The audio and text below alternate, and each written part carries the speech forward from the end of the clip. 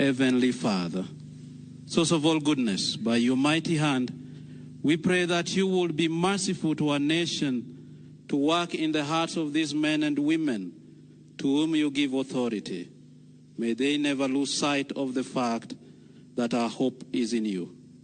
By your power, teach us as a nation to live the realization in the forefront of our minds that our citizens and citizenship is in heaven.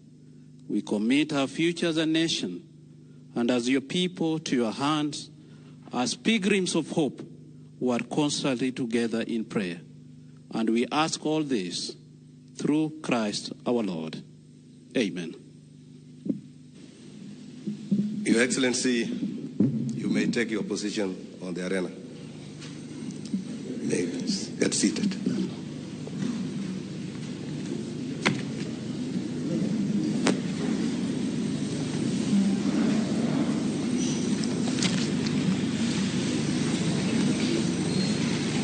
Your Excellency, the President, Your Excellency, the Deputy President, the leadership of Parliament led by the majority leaders and other leaders in the Houses, Cabinet Secretaries designate and all other serving members of Cabinet, Principal Secretaries designate and all serving Principal Secretaries, the top command of our security organs present, honored guests, distinguished ladies and gentlemen. Your Excellency, this state ceremony convenes for the swearing in and administration of the solemn oath of office to the 2 newly appointed Cabinet Secretaries and 14 Principal Secretaries. The swearing in ceremony honors the constitutional imperative set forth under Article 152(4) of the Constitution, as read with Article 74, which stipulates, and I quote, "A Cabinet Secretary assumes office by swearing or affirming faithfulness to the people and the Republic of Kenya and obedience to this Constitution before the President and in accordance with the 3rd schedule." And further that, before assuming a state office, acting in a state office, or performing any function in a state office, a person shall take and subscribe to the oath or affirmation of office. Your Excellency, sir, following your presidential nomination of the 2 Cabinet Secretaries and 14 Principal Secretaries, the National Assembly conducted approval hearings on 4th, 7th, and 14th April 2025. Thereafter, the House considered and adopted the reports of the Committee on Appointments and the 10 departmental committees of the National Assembly, thereby approving all 16 nominees for appointment. In fulfillment of the requirements under the Public Appointments Parliamentary Approvals Act and in accordance with the standing orders of the National Assembly, the House formally transmitted the certificate of approval to Your Excellency on 16th April 2025. Subsequently, and in exercise of the powers vested in the President under Articles 152(2) and Article 155(3) of the Constitution, Your Excellency appointed the nominees as Cabinet Secretaries and Principal Secretaries. These state appointments are notified through a special issue of the Kenya Gazette as notices number 4834 and 4835 of 2025. With all constitutional and legal requirements now fully discharged, this state ceremony is convened in law and in keeping with the established state traditions. Your Excellency, it is my distinct honor and high privilege to now present to you the newly appointed state officers. The appointees will individually take and subscribe to their solemn oath or affirmation of office, binding their service to the Constitution and to the people of Kenya. With Your Excellency's kind indulgence, I now call upon Ms. Hannah Wendot Cheptumo, Cabinet Secretary, Ministry of Gender, Culture, the Arts and Heritage. Welcome. Ms. Hannah Wendot is an experienced advocate of the High Court of Kenya and cooperative management professional. She has also served as a member of the Disciplinary Tribunal of the Institute of Certified Public Accountants, ISPAC. Hannah holds a diploma in cooperative management from the Cooperative College of Kenya, a Bachelor of Law LLB degree from the University of Nairobi, and a postgraduate diploma in law from the Kenya School of Law. You may now proceed to the swearing-in arena.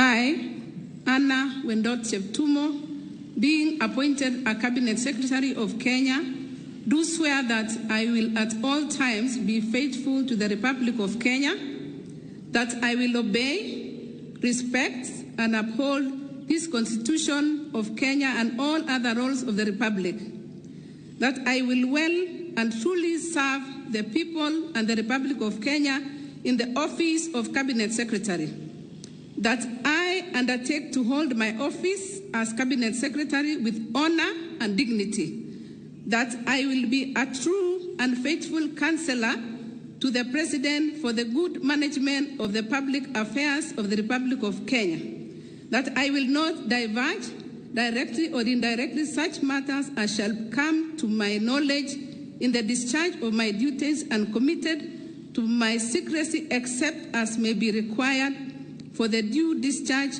of my duties as Cabinet Secretary, and that I will perform the functions of my office conscientiously and to the best of my ability. So help me God.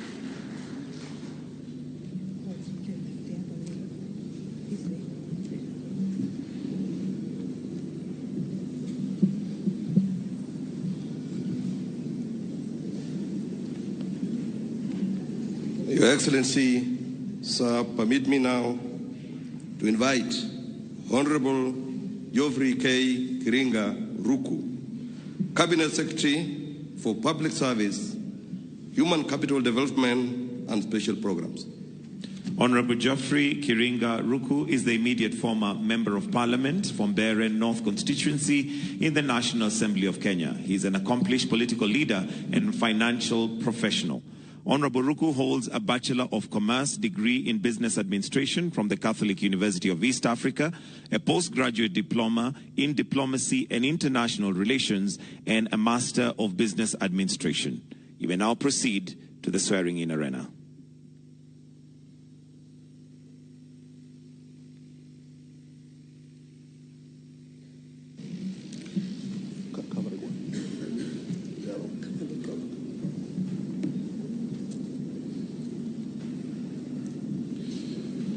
I, Geoffrey Kiringa Ruku, being appointed a Cabinet Secretary of Kenya, do swear that I will at all times be faithful to the Republic of Kenya, that I will obey, respect, and uphold this Constitution of Kenya and all the laws of the Republic, that I will well and truly serve the people of the Republic of Kenya in the office of the Cabinet Secretary, that I undertake to hold my office as Cabinet Secretary with honor and dignity, that I will be a true and faithful counselor to the President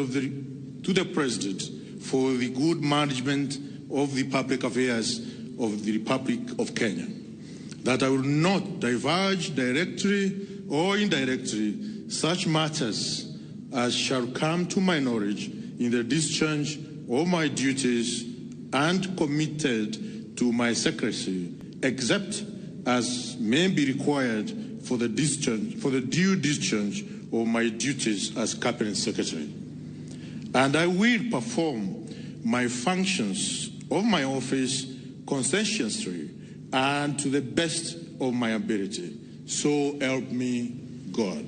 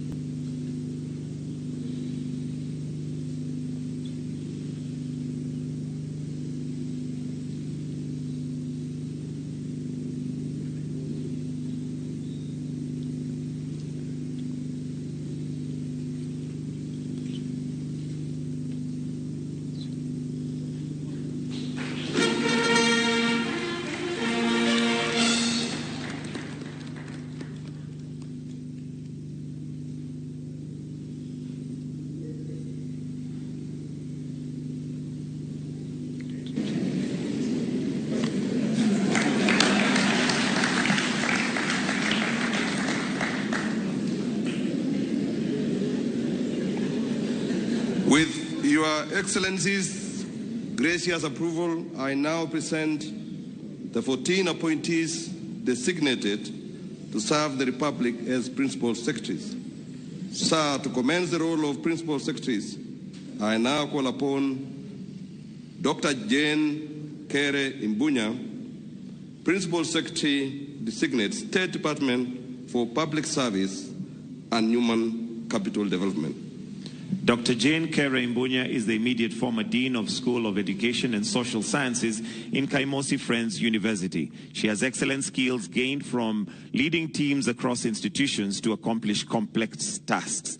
Dr. Imbunya holds a Bachelor of Education degree in Arts from the University of Nairobi, a Master's of Education degree, a Master of Philosophy degree, and a Doctor of Philosophy degree from the University of Botswana. You may now proceed to the swearing-in arena.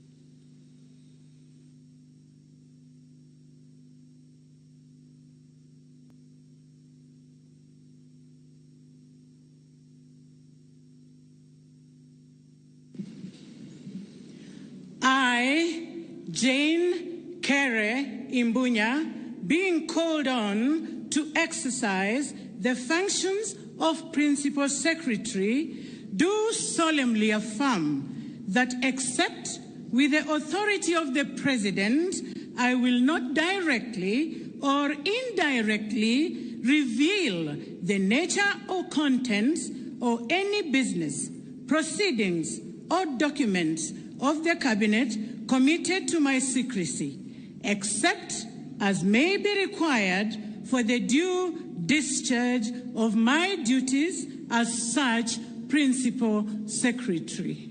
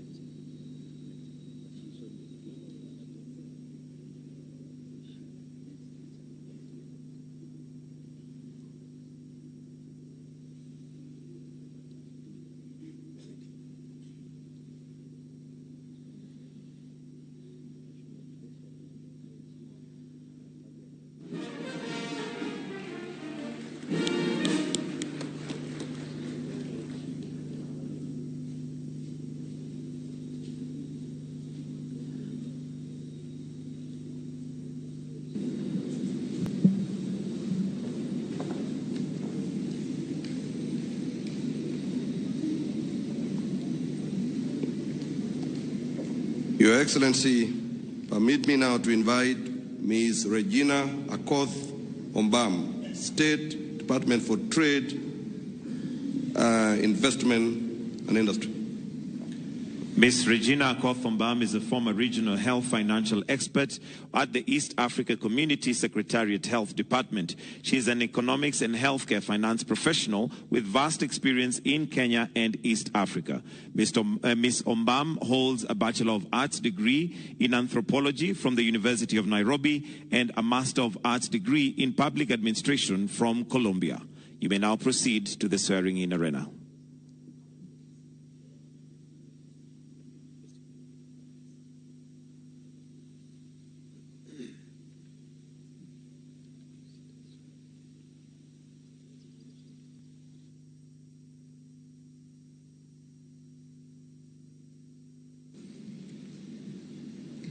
I, Regina Akoth Ombam, being called on to exercise the functions of Principal Secretary, do swear that, except with the authority of the President, I will not directly or indirectly reveal the nature or contents of any business, proceedings, or document of the Cabinet committed to my secrecy, except as may be required for the due discharge of my duties as such Principal Secretary.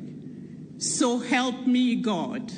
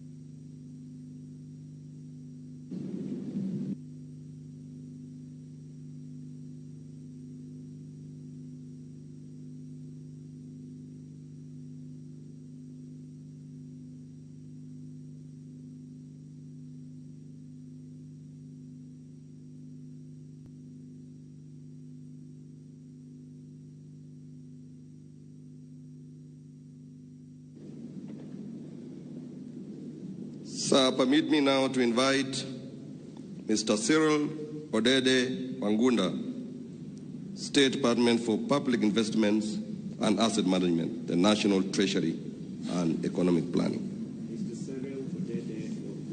Is a former lecturer at the Kenya School of Revenue Administration. He's a top-notch professional tackling cutting-edge economic and financial issues in a dynamic, fast-paced environment while embracing good governance. Mr. Wagunda holds a Bachelor of Commerce degree, a Master of Arts degree in Economic from Nagpur University in India. Kindly progress to the swearing-in arena.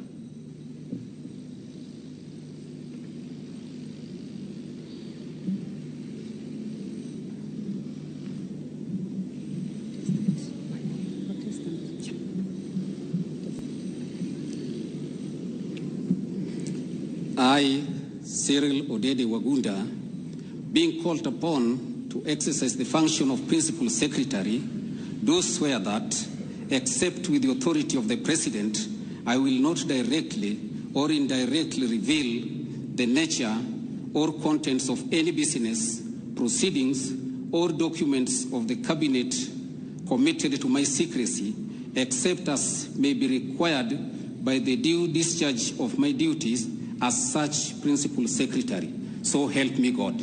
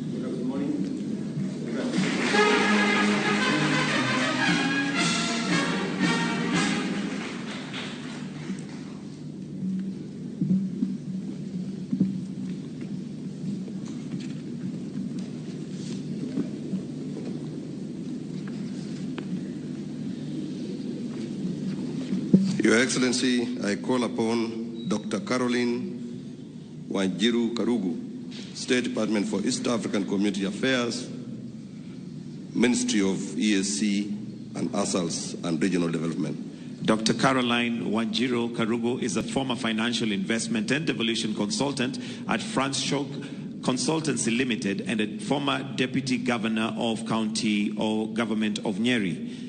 Dr. Karugu holds a Bachelor of Commerce, double major degree in Business Administration and Management and a Marketing from Daystar University, a Global Executive Master in Business Administration degree in Strategy from USIU in collaboration with Frankfurt School of Finance Management, and a Doctor of Business Administration degree in Finance from USIU in collaboration with the Columbia Business Administration University School of Business. You may now progress to this swearing-in arena.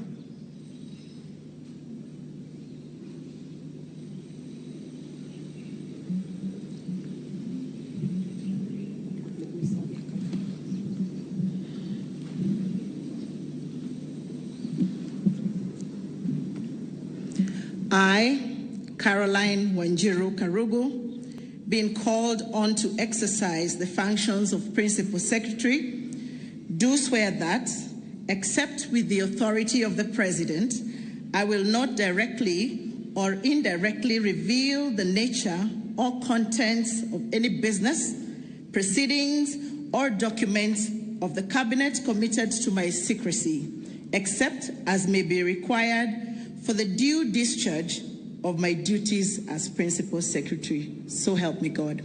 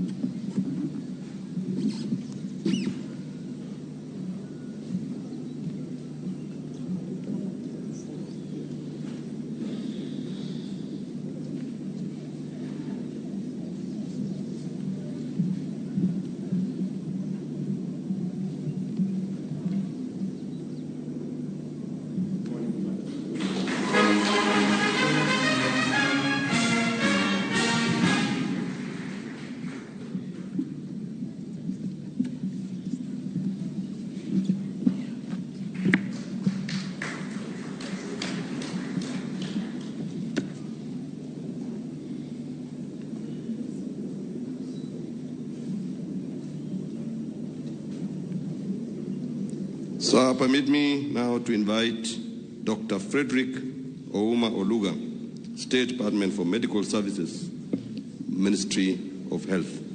Dr. Frederick Ouma Oluga is the immediate former acting director and head of Directorate of the Health Sector Coordination and Research Development at the Ministry of Health, a seasoned healthcare professional and leader with over 15 years experience. Dr. Oluga holds a Bachelor of Medicine and Bachelor of Surgery degree from the Moi University and a Master of Medicine degree in Internal Medicine from the University of Nairobi. He was awarded a medium-term monitoring and evaluation fellowship by the Institute of Tropical Infectious Disease at the University of Nairobi. Kindly progress to the swearing-in arena.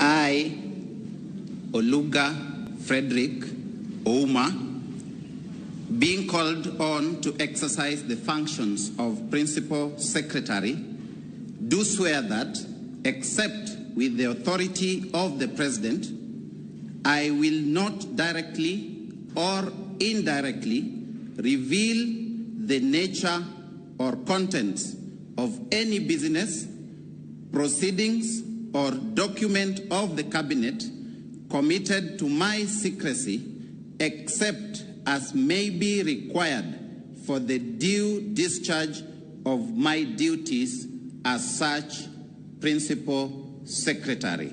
So help me God.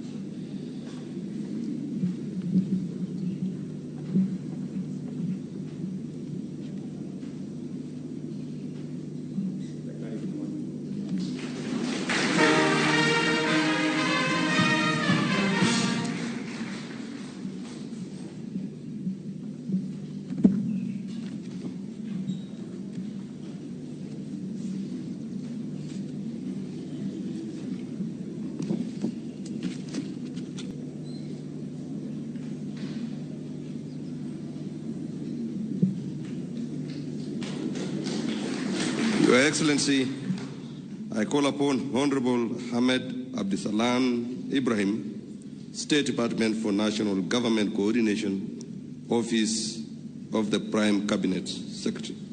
Honorable Ahmed Abdisalan Ibrahim is a dedicated leader with over 20 years' experience in public administration, peace and conflict advocacy, and regional management. He is the immediate former Member of Parliament for Wajir North constituency. Honorable Ibrahim holds a diploma in library science and information studies from the Technical University of Kenya and a Bachelor of Science degree in information science from the Kenya Methodist University. Kindly progress to the swearing-in arena.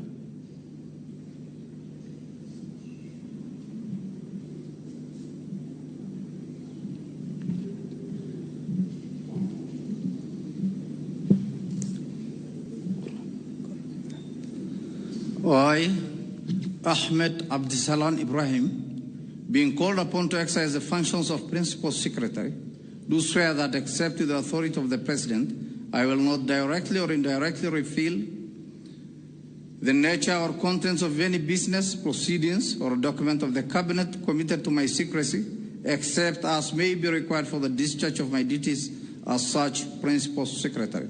So help me God.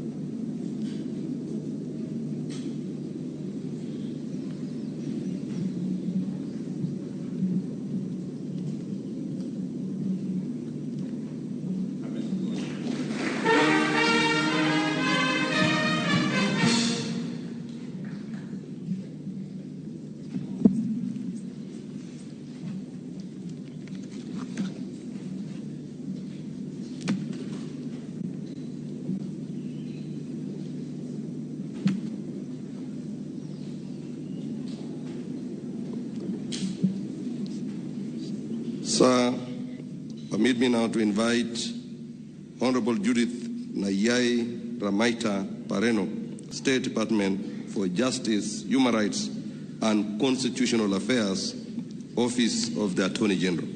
Honorable Judith Nyasi Ramaita Pareno is an advocate of the High Court of Kenya of over 20 years. Her other previous roles include serving as Director of the Kajiado County Investment Authority, Member of Parliament, and Member of East Africa Legislative Assembly, IALA. Honorable Pareno holds a Bachelor of Law LLB degree from the University of Nairobi and a postgraduate diploma in law from the Kenya School of Law. You may kindly proceed to the swearing-in arena.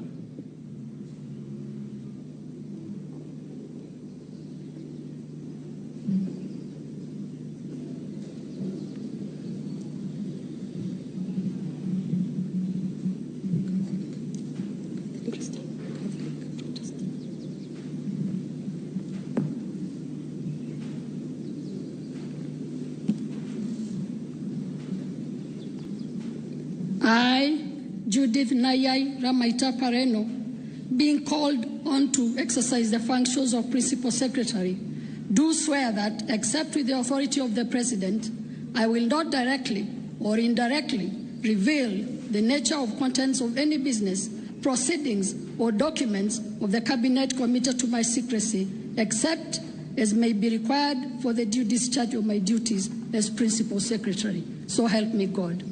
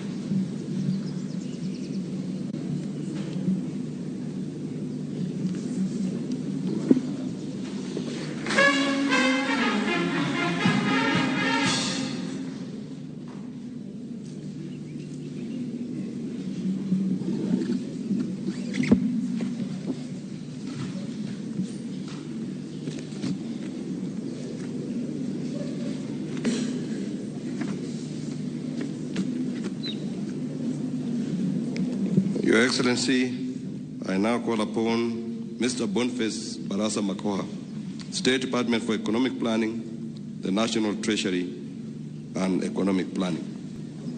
Mr. Boniface Barasa Makoha is a former resource mobilization and partnership expert at the United Nations Partner Program on transforming gender norms and harmful cultural practices in Burundi. Mr. Makoha holds a Bachelor in Education degree in Science from Kenyatta University, a Master of Science degree in Physics from Mount Kenya University, and is currently pursuing a doctorate in Mediation and Conflict Resolution. Please proceed to the swearing-in arena.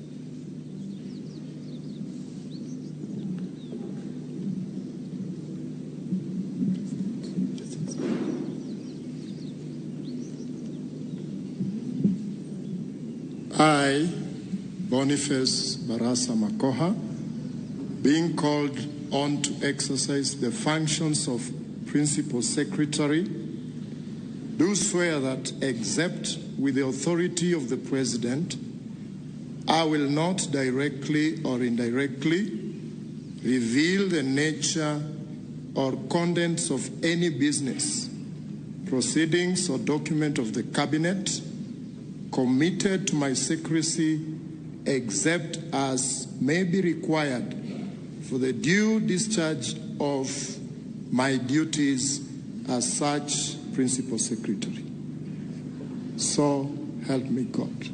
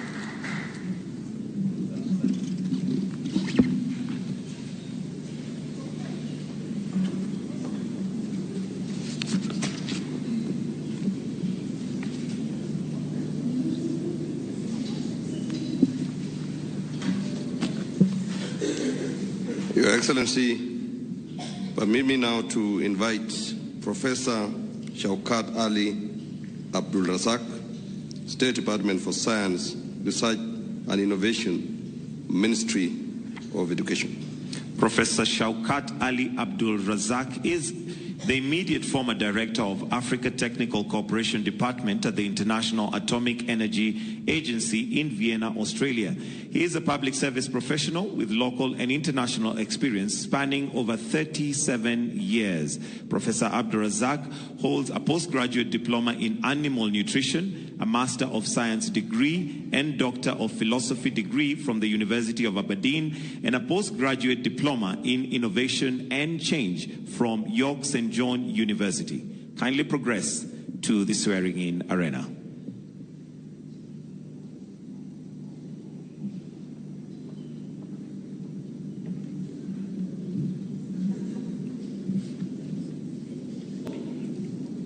I, Shaukat Abdul Razak, being called on to exercise the functions of the Principal Secretary, do swear that, except with the authority of the President, I will not directly or indirectly reveal the nature or contents of any business, proceedings, or documents of Cabinet committed to my secrecy, except as may be required for the due discharge of my duties as such Principal Secretary. So help me God.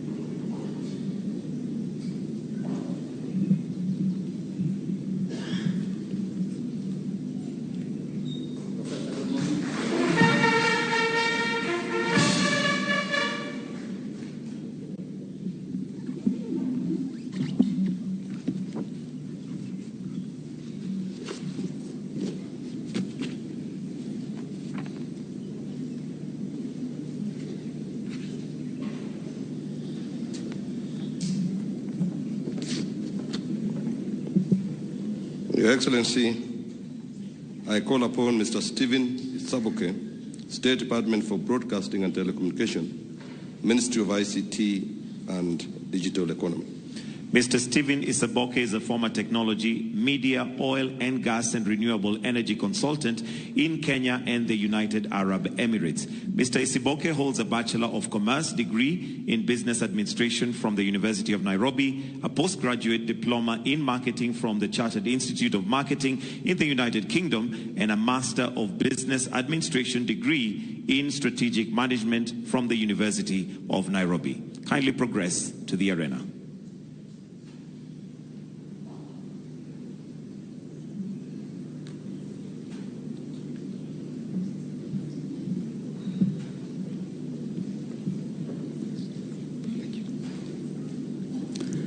I, Stephen Mutari Isaboke, being called on to exercise the functions of Principal Secretary, do swear that, except with the authority of the President, I will not directly or indirectly reveal the nature or contents of any business, proceedings, or document of the Cabinet committed to my secrecy, except as may be required for the due discharge of my duties as such Principal Secretary. So help me God.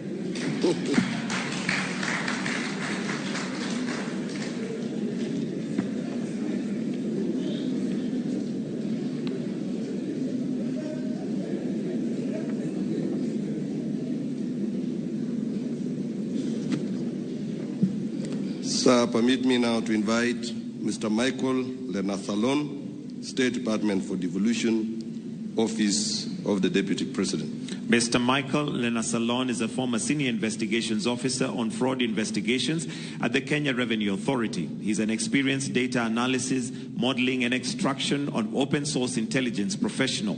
Mr. Lenasalon holds a Bachelor of Software Engineering degree from the Kenyatta University and a Master of Science degree in Forensic Computing and Cybercrime Investigations from University College Dublin in Ireland.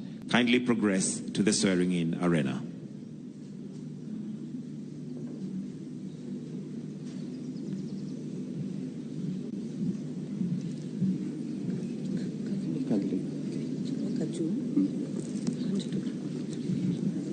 I, Michael Lenasalon, being called on to exercise the functions of Principal Secretary, do swear that, except with the authority of the President, I will not directly or indirectly reveal the nature or contents of any business, proceedings, or documents of the Cabinet committed to my secrecy, except as may be required for the due discharge of my duties as such Principal Secretary.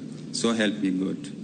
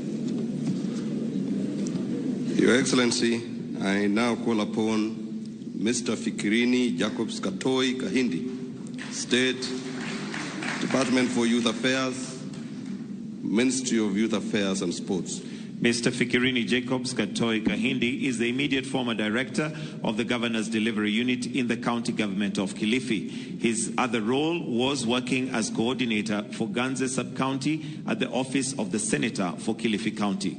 Mr. Kahindi holds a Bachelor of Arts degree in Philosophy from Pwani University. Kindly progress to the swearing-in arena.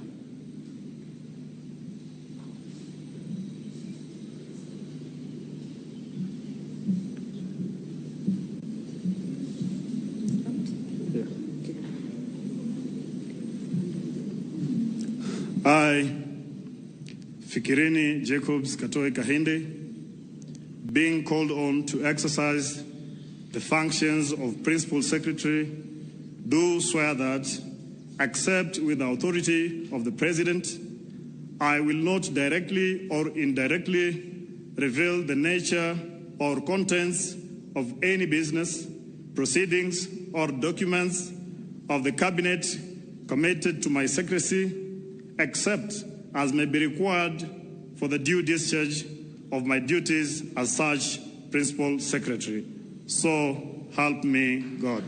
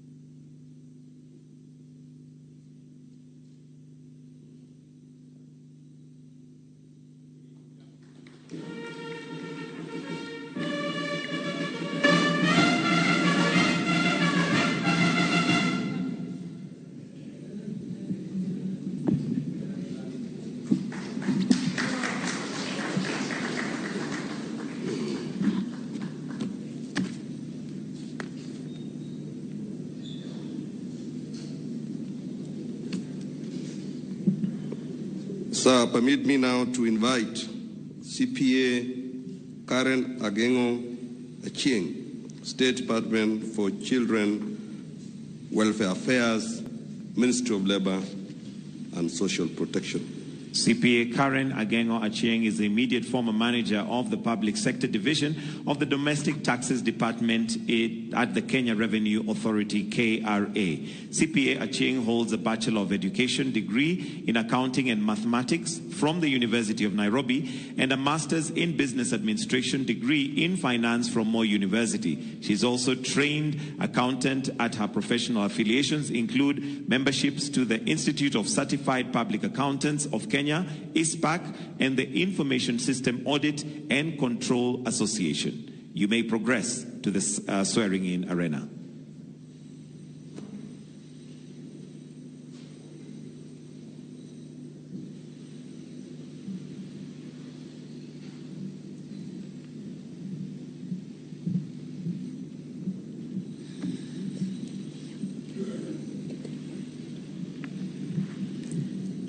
I, Karen Achieng Agengo, being called on to exercise the functions of the Principal Secretary, do swear that, except with the authority of the President, I will not directly or indirectly reveal the nature or contents of any business, proceedings, or document of the Cabinet committed to my secrecy, except as may be required for the due discharge of my duties as the Principal Secretary.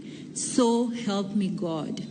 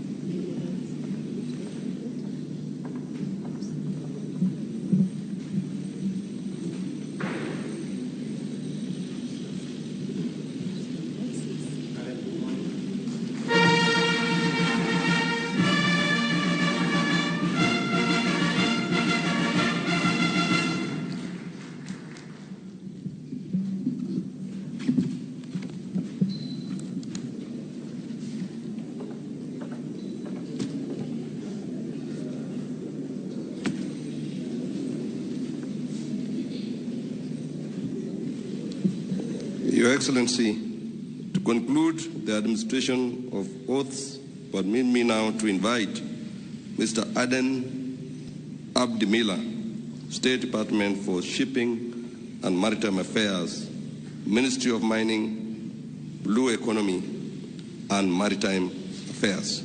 Mr. Aden Abdimila is the immediate Deputy Director and Head of Department of Motor Vehicle Registration and National Transport and Safety Authority, NTSA. Mr. Miller holds a Bachelor of Electrical Engineering degree from the University of Minnesota Institute of Technology, Twin Cities, and a Master of Business Administration degree in Human Resource Management from Mount Kenya University. He also has a Diploma in Electrical Engineering from Jomo Kenyatta International University. Kindly progress to the swearing-in arena.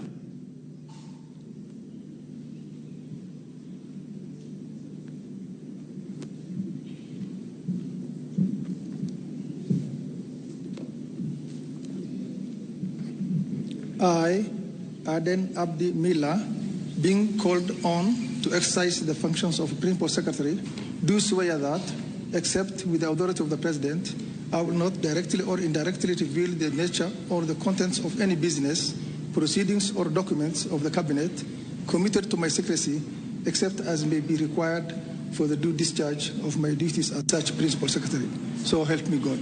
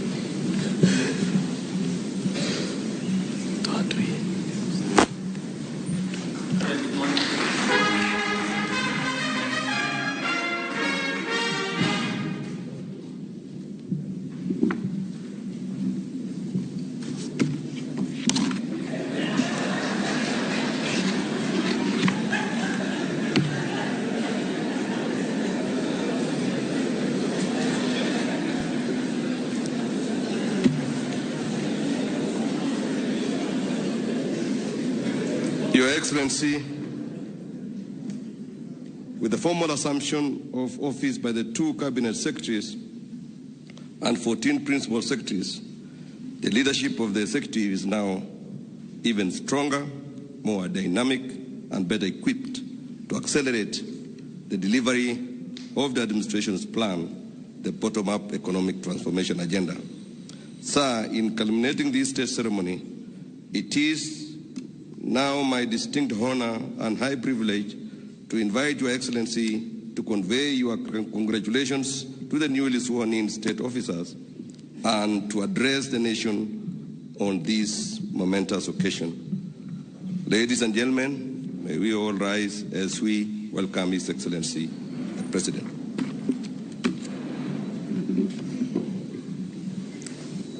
Thank you very much. Let's take our seats.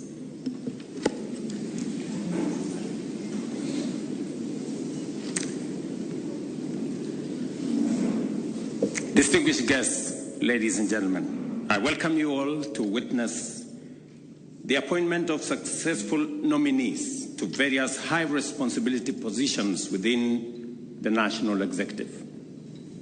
I commend each of you for stepping forward to serve the nation at the highest levels of government, and I congratulate all of you on your successful navigating rigorous vetting process and securing parliamentary approval.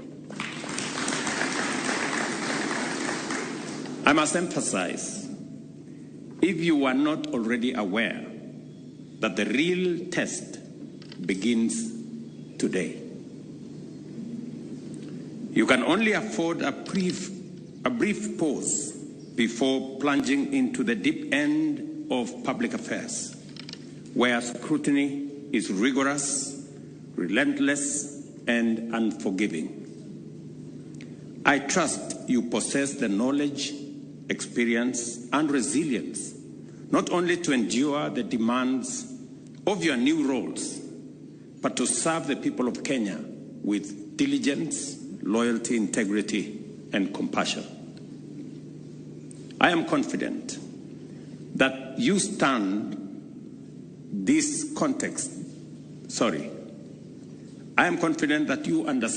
this context better than most, not only because you experienced it during vetting, but also because you made the significant life and career decision to join government at a time when public expectations are exceptionally high.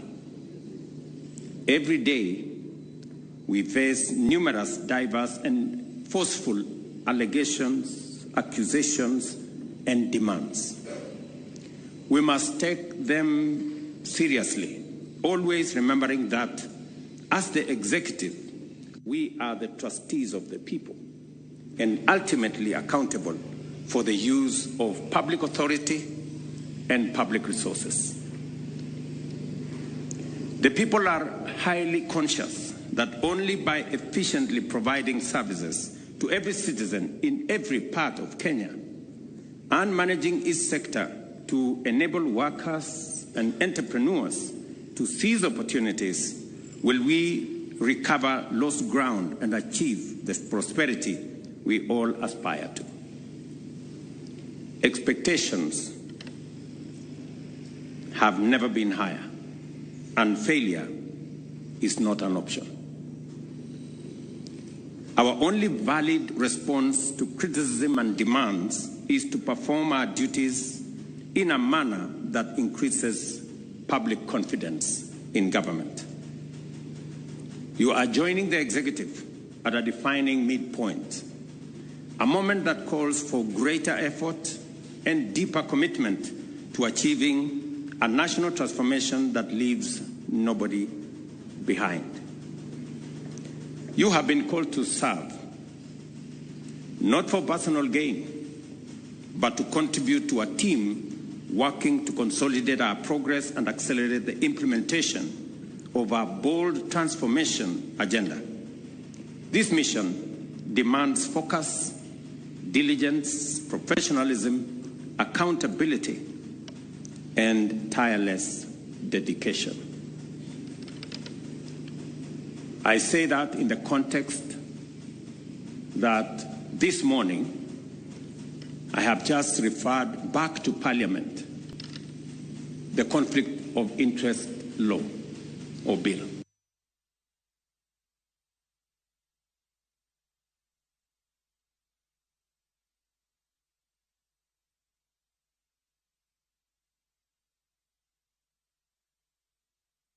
Nyakora Mugejuang mano nyasi mar chamo Muma matimore achiel kachiel e kar jot mar jatend piny Kenya William Ruto mano bore Nairobi kae kamodo chieng' makawuono jotenda migepe ariyo mano moriwo kanyo Geoffrey Ruku kachiel kod Cheptumo Chamo Muma mar mondo mi gichak tiyo ayanga e migepe mopogore opogore mayande owalgie kae to bang'e od bura ne opuodhogi kamodo chieng' makawuono gi chamo Muma yanga. Kopogore kod mano bende nitiere jogoro mongirore 14 ma ochamo Muma odiochieng' makawuono kendo gibro bedo ka gitiyo e migepe mopogore opogore. Wadogane kuro wawinjane kaka jatend piny Kenya William Ruto loso gi sani. That will help us manage and eliminate eventually matters corruption that in many cases come as a result of conflict of interest for public officials who serve not the public but their interest. Our collective mission is clear: to turbocharge our economy, create opportunities, beginning with jobs for the youth, deliver universal health care, reform agriculture, expand affordable housing, fix education, improve infrastructure, ensure access to clean water and electricity, and to do all this with unprecedented speed and skill. I say so because today here I welcome the men and women, young and seasoned, to public service. The balance between the energy, innovation, creativity of young people and the seasoned leaders who come with immense experience into this space is a good combination to energize this administration at this midpoint. And it is because there are three things that are fundamental. One, because of the provisions and the imperative of the Constitution to make sure that to the extent possible we must be inclusive. It is the only way that we can harness the talent, the energy, the ideas, and the contribution of as many of us as possible in making Kenya the country we want it to be. And that is why I have engaged in ensuring that we have a broad-based government that carries as many of us as possible. And let me say this for the record, that this broad-based administration, in my opinion, is what we need to make sure that we can take head on the things that we have always wanted to do as a nation, that no one side can do it on their own. We have always known that we need to reform our education, and we need to make sure that we have an education system that is fit for purpose. but we haven't been able to tell ourselves the truth about the cost of our education.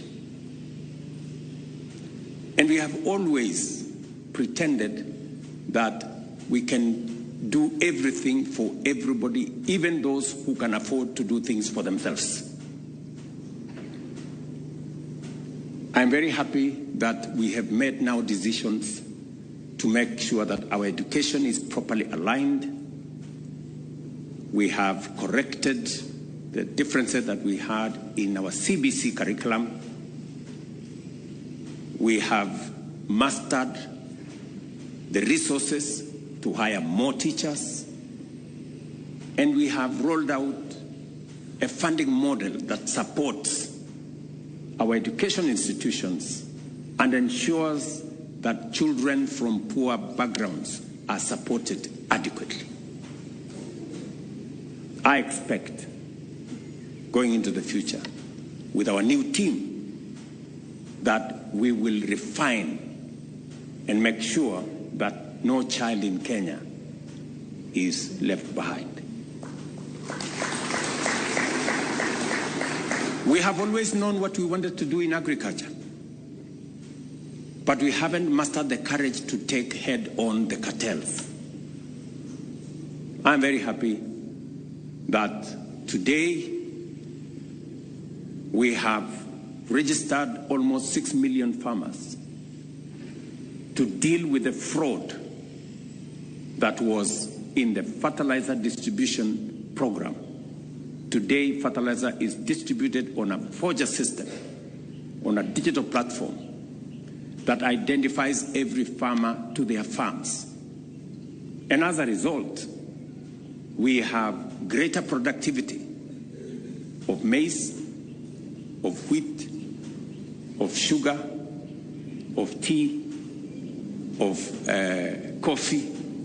And I am very proud that today we are reporting more earnings for tea, better prices for coffee. In the next couple of weeks, we will have completed the reform of the sugar sector that will make it possible for our sugar sector to pay farmers on time, pay workers on time, and for the very first time, pay bonus to sugarcane farmers. That transformation in our agricultural sector is not only urgent, it's not only necessary, but we need to accelerate. And that is why the new team that is coming on board will help us turbocharge this process. I must also say, as a nation, we have always known that we have 7 million of our members of our communities living in squalor, in indecent, in hygienic neighborhoods as slums. In fact, we have statistics of 1,400 slums across Kenya. And we have always known that we needed to run a program on housing. In fact, we have had it in manifestos of all parties. Even in the last election, it was both in the manifesto of Kenya Kwanza, it was also in the manifesto of Azimio. But when the rubber meets the road, everybody wants to have excuses. I am very happy that together we have now rolled out our housing program. We have close to 160,000 houses being constructed around Kenya. In fact, I'm very proud that you go to any big town today. I was in Mandera, I was in Wajir, I was in Garissa, in Mombasa, in Nairobi, in Kisumu, in Eldoret. The largest single housing estate in all our towns today, including Nyeri, is affordable housing programs. As a result of the same program, 250 markets are being constructed around Kenya of the 400 that are planned. Real markets that are being constructed. We've just advertised for hostels for our students in TVETs, in Kenya Medical Training Centers, and in our universities. It's possibly going to be one of the largest infrastructure programs that Kenya has undertaken. You know how difficult that decision was. And it cannot be carried to the end with only one side of the political divide.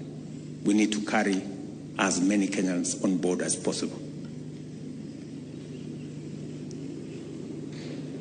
Ladies and gentlemen, we all know as a nation that we have run a healthcare program that supports the majority in a very small way and the minority in a very big way. We have talked about universal health coverage. Ngilu tried, Professor Anyang' Nyong'o tried, the Jubilee administration, we tried. But I want to tell you, this is the moment. This is the administration.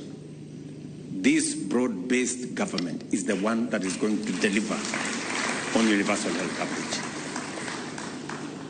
And I'm very proud of the progress that we are making. The last time we had the highest registration in health insurance was about 7-8 million. That was the highest ever. Under this program, we now have 21 million Kenyans. And you know what? On my dashboard here, every day, between 45 and 50,000 Kenyans register voluntarily, because many Kenyans have begun to experience that it is working. From just testimonies of friends, relatives, village mates, workmates, people are beginning to know that 80% of Kenyans who have never had a health insurance, today they have a chance to have a health insurance under this program. And let me tell you, the people who are registering are not those of us who have a job and a salary and a payslip. The 50,000 Kenyans who are registering every day are the people out there, the boda guys, the mamamboga guys, and all the other people. They have realized that this program carries everybody on board. And I was looking at the payment. Close to 20,000 people every day go through the means testing program. And they pay at the end for health insurance. We made a commitment that those who have no means to pay, the indigents, we are going to pay for them as the government of Kenya. But we're going to make sure that those who can afford the least will pay from 300 to what I pay as president, in the thousands, and everybody in between. I am very confident that going into the future, no Kenyan will be forced to sell their property to meet medical expenses. And that is the nation we all want to live in. But it's going to take more than one person or one side or one party. is going to take the collective effort of as many Kenyans as are willing to be part of this enterprise. And I want to say this is the coming together of the willing. There is nobody who will be forced to be part of this transformation. It is the coming together of the willing, not to serve parochial, narrow, personal interests of leaders or individuals or parties, to serve the greater interest of the people of Kenya. It is the people of Kenya who want food on their table. And that is why transforming agriculture is important to all of us. It is the people of Kenya who want an affordable, accessible healthcare program that leaves nobody behind. It is the people of Kenya who want decent dwellings. And it is the people of Kenya who want us to create more jobs for the millions of young people who leave school and college every year. So, I want to welcome our new team members into this grand program of taking Kenya to the next level. And you know what? I will be leading from the front. Yes, I will be leading from the front. Because I have made a conscious decision that the difficult decisions this nation has always wanted to make and have not been made because of political expediency, I will make those decisions and pay the price if there is any to be paid. That's what it is. It is not always that somebody from not a very robust background from me becomes president. So, yes. And we are going to change this country. Believe you me, we are going to change this nation. Because that is what is required of us. And we must stay focused. We must stay focused. There are so many noises, but we must keep our eyes on the ball. Do not be distracted. You know? And I like making reference to the building of the wall in Jeremiah had been assigned. Nehemiah, had been assigned. And there were so many characters, noises. There was some character there called Sanballat. There was another one called Tobias. They were in the social media saying, oh, you know, this thing will never happen. These people are useless. All they are telling us is lies. In fact, if a fox steps on this wall, it will collapse. There were so many stories. But the wall was built.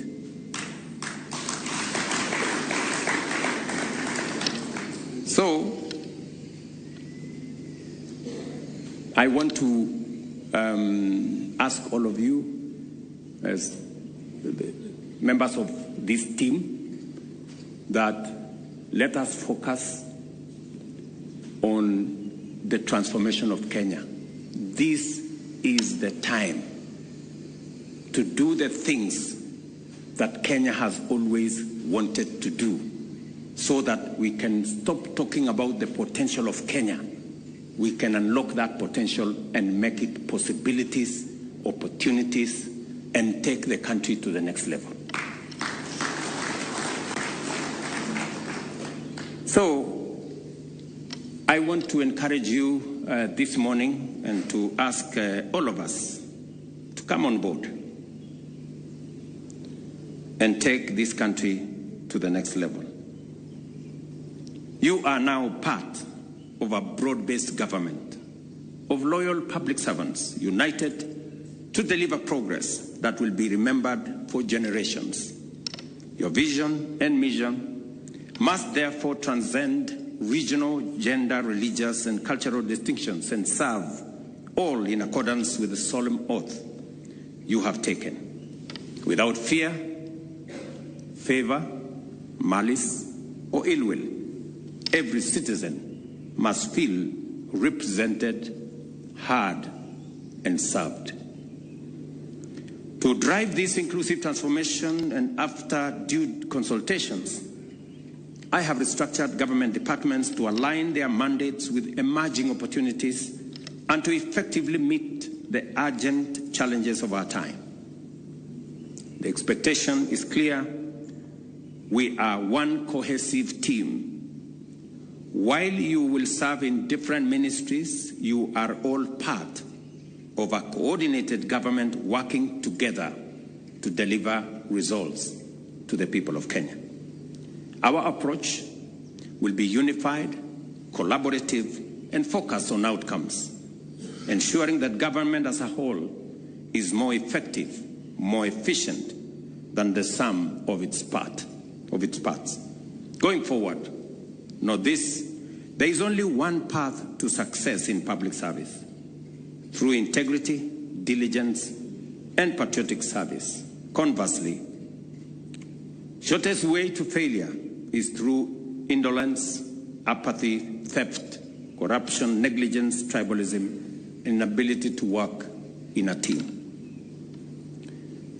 I am confident that the team that I have carefully selected and that has been approved by Parliament is going to serve with the integrity that is expected of you, the professionalism that will give us results, and the cohesion that will make our team succeed as one. On behalf of the people of Kenya, I invite you to bring your education, your experience, your knowledge, insight, integrity, and patriotism to bear in making this government more responsive, effective, and transformative. It is my prayer that the Almighty God will grant you the wisdom, motivation, vision, and character to serve effectively. I thank you very much, and I want to thank also members of your families who have come here. And I know very well that with their support, we will have a great team. Thank you very much. God bless you. And welcome to this team. Asanteni sana. And happy Easter to all of you. All right, thank you, Excellency. One more round of applause for His Excellency. Nyakwara mugejuanga mano nyasi mare chamo Muma ne joten migepe areo mano Joffrey Aruku kachiel kod Hana Cheptumo kachiel kod jogoro mongirore 14 mochamo Muma mano motelo ne chako tich ayanga e migepe mopogore opogore mane ogwel gi winjo kanyo kaka jatend piny Kenya William Ruto loso kakoro orwako gi ayanga e bucha ten migepe kakoro gintiere kod ting maduong' ahinya mar neno ni gitiyo ne jo Kenya e yo makare. Winjo kanyo ka jatend piny Kenya William Ruto no chako koda cholo ne gipuoch kachiel kod paka kotudore koda chenro malach mane gikale mano ma kapok gichamo Muma odiochieng' makawuono parni ne gichope nyima kamitis mopogore opogore od bura mar mondo mi od bura puodhgi od bura nosepodhogi emomiyo odiochieng' makawuono koro gichamo Muma ayanga. Kata kamano Nyakwara Mugejuanga aneno ka thuolo marwa oserumo ahinya okinyi makawuono e chenro mar mbako romo okinyi makawuono no winjo bedni watwaka kotudore kod ywaruok ewi aguch omenda mano mar NGCDF Kata kamano kaluore ni thuolo marwa osedhi ahinya, ok wabibedo kod nyalo mano mar bedo kod twak maket kod mano. Kaluore ni twak makamano wanyalo kata chwale odiochieng' machielo mar mondo mi wabua go mbaka ewi oguch omenda mar NGCDF ma governors kachiel kod jod bura osebedo kalaro. Wang'eyo ni od bura do mamalo ne oseyango ni aguch omenda mar NGCDF en ataro mar cheka. Kata kamano jod bura osebedo ka otayo omenda makamano. Kata kamano governors ne okichore gi chien ka giwacho ni gin gionge kod gombo mora mora mar tayo aguch omenda mar NGCDF. To in kaka japenya, paro mari en mane kotudore kod aguch omenda mar NGCDF?